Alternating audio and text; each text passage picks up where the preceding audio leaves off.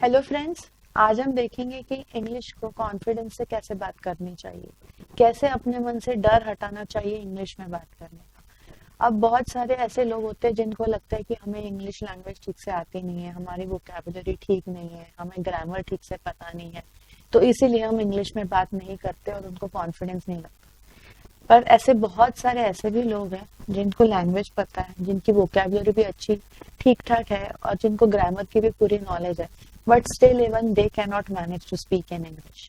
सो English में या किसी भी फॉरेन लैंग्वेज या दूसरी लैंग्वेज में बात करने के लिए हमें कुछ चीजों का ध्यान रखना है, उनको यूज करना है, उनकी प्रैक्टिस करनी है, उन कॉन्सेप्ट्स को समझना है। एंड अगर हम ये करते हैं तो हम किसी भी लैंग्वेज पे बात करने के लिए तैयार हो सकते हैं। बस इसके लिए जरूरत है, सबसे first thing which I will say is developing the right attitude. एक ठीक से हमारा अप्रोच हो, अगर हमारा एटीट्यूड सही है तो हम किसी भी लैंग्वेज को यूज कर सकते हैं, सीख सकते हैं, उसमें बात कर सकते हैं। अब अगर पर्टिकुलरली मैं इंग्लिश की बात करूं तो English is our global language. हमारी नेशनल लैंग्वेज, हमारा उस पर अच्छा कमांड होता है। जैसे फॉर एग्जांपल इंडियंस हिंदी में बहुत कंफर्टेबली बात कर लेते हैं, बट इंग्लिश जनरली सबको बात करने में बड़ा डर लगता है। इवन दो अगर वो इंग्लिश मीडियम में पढ़े भी होते हैं, उन्होंने अच्छी खासी इंग्लिश में स्कूलिंग की होती है, कॉलेज में इंग्लिश पढ़ी होती है, फिर भी उनमें वो कॉन्फिडेंस नहीं होता कि वो लोगों से इंग्लिश में कॉन्वर्जेशन कर पाए या कम्युनिकेशन कर पाए। सो इसके लिए सबसे फर्स्ट जरूरी चीज है कि डेवलपिंग द राइट एटीट्यूड। अब ये राइट एटीट्यूड कैसे होगा? जब हम देखते हैं कोई छोटा बच्चा, अगर सपोज एक साउथ इंडियन हाउस होल्ड में कोई छोटा बच्चा है और एक पंजाबी हाउस होल्ड में एक छोटा बच्चा है, वो बच्चे तो दोनों सेम है, बाय बर्थ तो वो लैंग्वेज सीख के आए नहीं है, but just because of that environment which they get in their house वो लैंग्वेज सीख जाते हैं। एक तेलुगु फैमिली का बच्चा तेलुगु सीखता है, एक पंजाबी फैमिली का बच्चा पंजाबी में कम्युनिकेट करना शुरू कर देता है। So this is just because they get that environment to speak in that language or communicate in that language. By birth तो दोनों बच्चों को कोई लैंग्वेज की नॉलेज नहीं है, but just because of that environment they grasp that language and they start speaking. So अगर हमने इंग्लिश में बात करना सोचा है कि हमने इंग्लिश में बात करनी शुरू करनी है, we have to overcome that fear. Then first thing you need to develop is an optimistic attitude. Be positive that one day you will start speaking in English confidently. दूसरा है एक चाइल्ड लाइक एटीट्यूड होना चाहिए आप में, कि जो भी मुझे कुछ सीखने को मिले उसको बी अलर्ट, बी अवेयर कि क्या आप सुन रहे हो, क्या आप पढ़ रहे हो। सीखने की चाह, एक लर्निंग एटीट्यूड रखना पड़ेगा हमें, जैसे बच्चों में होता है। कोई भी नई चीज वो देखते हैं तो वो उनका मन करता है कि वो सीखे, वो कैसे करना है। बच्चे हमने देखा है कि कोई भी कैसी चीज नई नहीं सीख लेते हैं, कितनी भी कोई मुश्किल कॉम्प्लेक्स गेम जो हमारे लिए भी कॉम्प्लेक्स होती है वो भी वो सीख लेते हैं। कोई वीडियो गेम, कोई मोबाइल की गेम, कोई टीवी गैजेट्स ऑपरेट करना, ये सब बच्चे कैसे फटाफट सीख लेते हैं, just because they have that right learning attitude in them. So I will say कि अगर हमने इंग्लिश में बात करने की सोच रखी है कि we have to overcome this fear, then we need to develop this child like attitude. Next हम देखेंगे कि कैसे हमने अपने लिए ही एक राइट एनवायरनमेंट क्रिएट करना है। अब अगर हमने इंग्लिश में कॉन्फिडेंस लाना है तो हमें खुद ही अपना वो एनवायरनमेंट क्रिएट करना पड़ेगा। अब हम वो कैसे कर सकते हैं?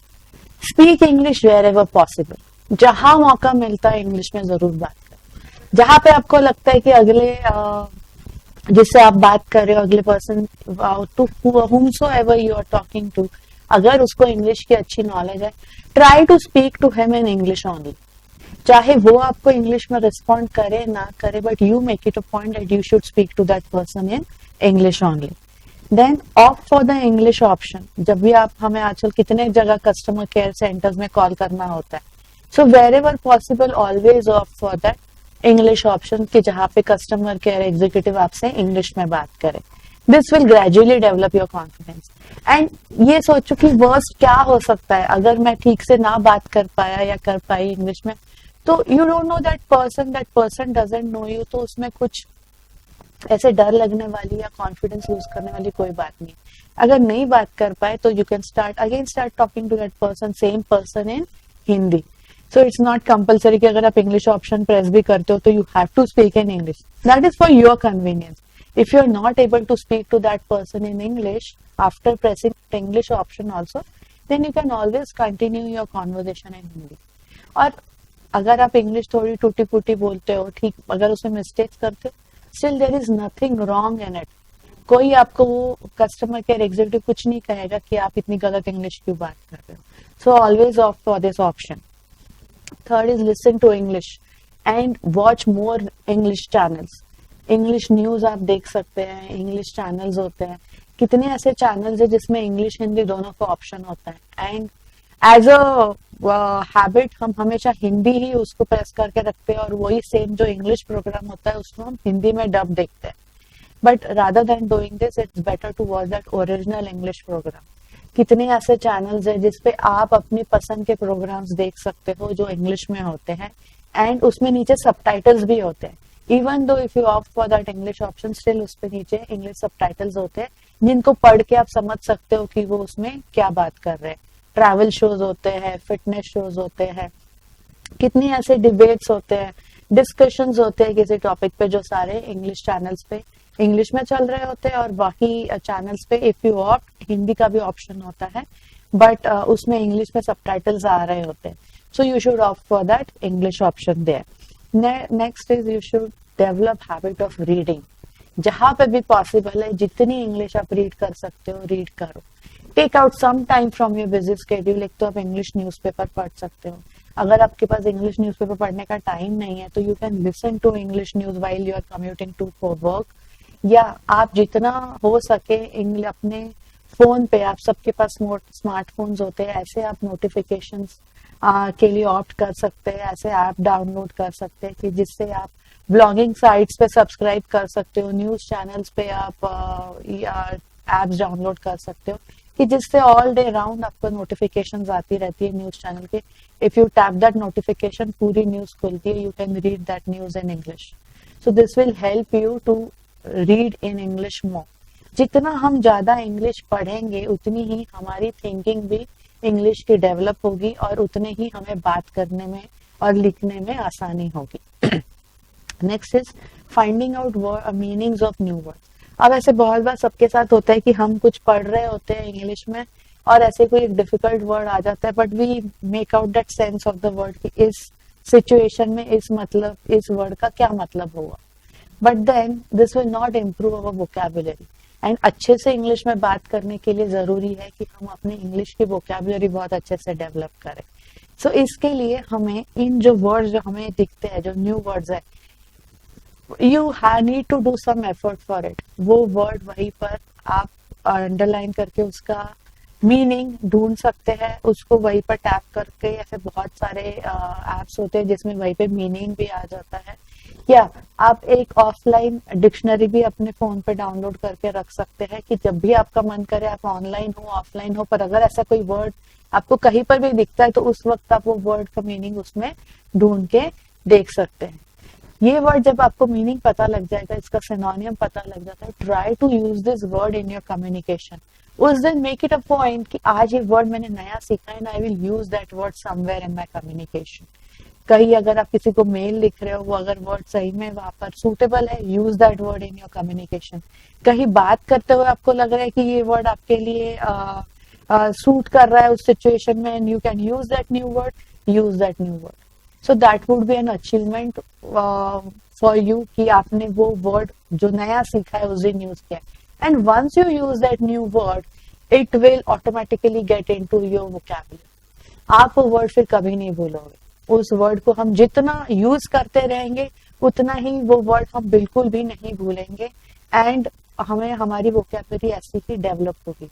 और अच्छे से इंग्लिश में कॉन्फिडेंस से बात करने के लिए यू नीड गुड वोकैबुलरी, और वोकैबुलरी हमारी ऐसी ही डेवलप होगी.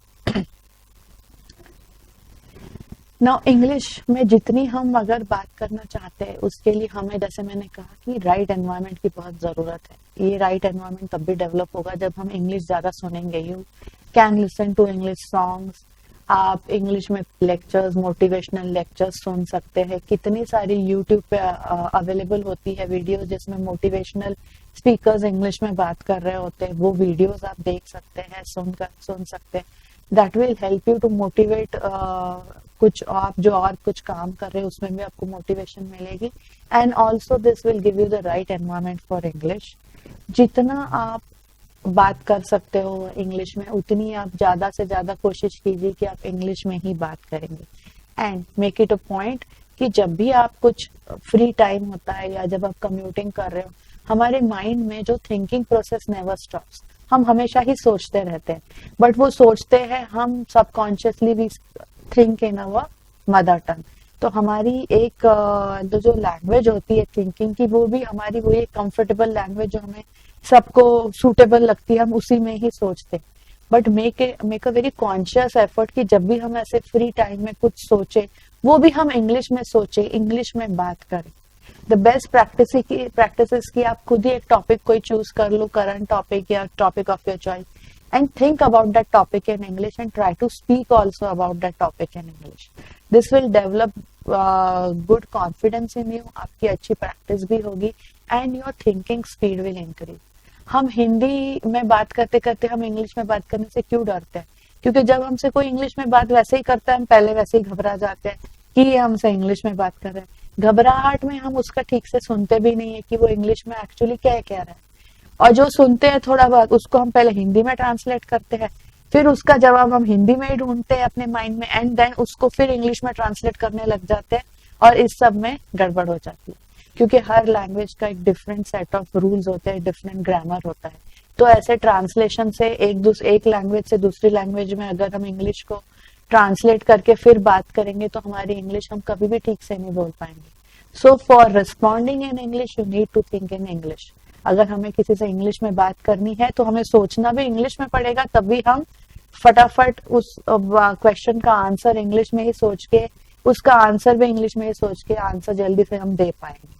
अदरवाइज ये पूरा एक लैग आ जाएगा ट्रांसलेशन वाला, क्योंकि हम उसको पहले अपने मदर टंग में ट्रांसलेट करेंगे, फिर सोचेंगे मदर टंग में, फिर इंग्लिश में ट्रांसलेट करेंगे, एंड फिर इंग्लिश में जवाब देंगे। और इस सब में जो टाइम लगेगा, जो हमारे हैसल्स होंगे, उसमें हमारा कॉन्फिडेंस और कम होता जाएगा, हमारा डर और बढ़ता जाएगा, हमारे हेजिटेशन और बढ़ती जाएगी, and we need to overcome this hesitation. So friends, I hope कि ये जो मैंने आपको कुछ few tips which I have shared with you to overcome fear of speaking in English will help you in your English communication. Thank you so much.